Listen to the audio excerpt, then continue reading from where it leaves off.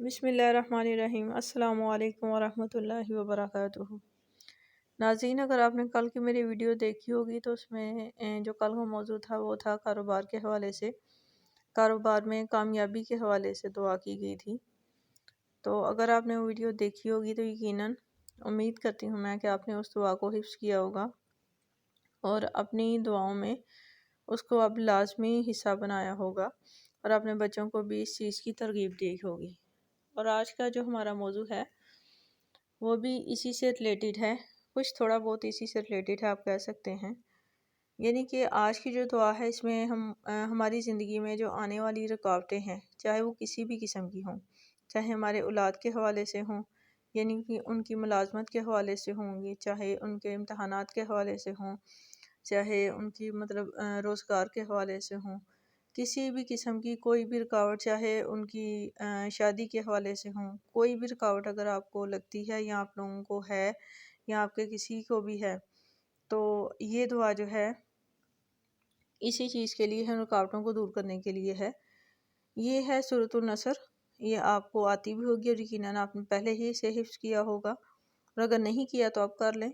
سورۃ النصر جو ہے یہ قرآن پاک کی، یہ کہہ لیں کہ آخری مکمل صورت ہے۔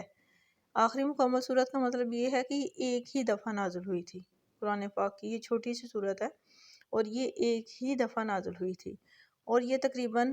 تب نازل ہوئی تھی جب فتح مکہ سے ہوا تھا، تو اس سے کچھ دیر پہلے۔ اور اس صورت میں یہی خوشخبری جو ہے وہ سنائی گئی ہے نبی صلی اللہ علیہ وسلم کو۔ اگر آپ اس کا ترجمہ ڈیٹیل سے پڑھتے ہیں، اسی ویڈیو میں بھی دیا گیا ہے، اس کے علاوہ اگر آپ نے پہلے بھی یقیناً پڑھا ہوگا، اگر آپ ترجمہ تفسیر کرتے ہیں تو آپ نے اس کو پڑھا ہوگا کہ کیسے اس میں خوشخبری دی گئی ہے نبی صلی اللہ علیہ وآلہ وسلم کو کہ آپ پریشان نہ ہو، بلکہ آپ دیکھیں گے لوگوں کو کہ لوگ کیسے ایک دم سے آئیں گے، جوک در جوک آ کے جو ہے وہ اسلام قبول کریں گے۔ تو یہ ایسا ہی ہوا تھا۔ اگر آپ فتح مکہ کے سارے واقعہ کو اگر آپ نے پڑھا ہوگا تو آپ جانتے ہوں گے کہ جب مکہ فتح ہوا تھا تو اس میں کوئی بھی کسی قسم کا کہہ لیں کہ خون ریزی کوئی نہیں تھی ہوئی، کوئی کسی قسم کا کوئی قتل جو تھا وہ نہیں ہوا تھا، بلکہ ایزیلی وہ کہہ لیں کہ اسلام کا جو چرچا تھا وہ ہو گیا تھا، فتح مکہ ہو گیا تھا۔ اور ایون کہ نبی صلی اللہ علیہ وسلم نے یہ بھی کہا تھا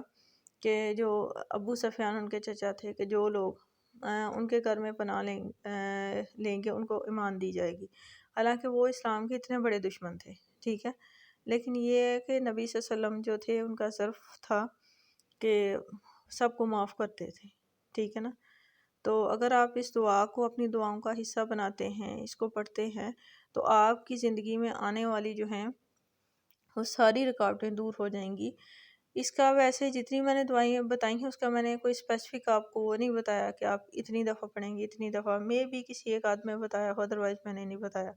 لیکن اس کا میں کچھ کہوں گی کہ کچھ روایت میں آتا ہے کہ 7 دفعہ، ٹھیک ہے، کہ آپ ہر نماز کے بعد بے شک 7 دفعہ پڑھ لیں، یا صبح شام کی نماز کے بعد 7 دفعہ پڑھ لیں۔ اور ویسے اگر آپ اس کو وظیفے کے طور پہ کرنا چاہیں گے تو 141 مرتبہ آپ اس صورت کو پڑھیں گے، یعنی کہ جو بھی آپ کی حاجت ہوگی، جو اگر آپ کی زندگی میں کسی قسم کی رکاوٹ ہوگی تو آپ اس کو مائنڈ میں رکھتے ہوئے کہ اللہ تعالیٰ آپ کی اس رکاوٹ کو دور کرے، اس حساب سے آپ 141 دفعہ آپ اس دعا کو پڑھیں گے۔ صبح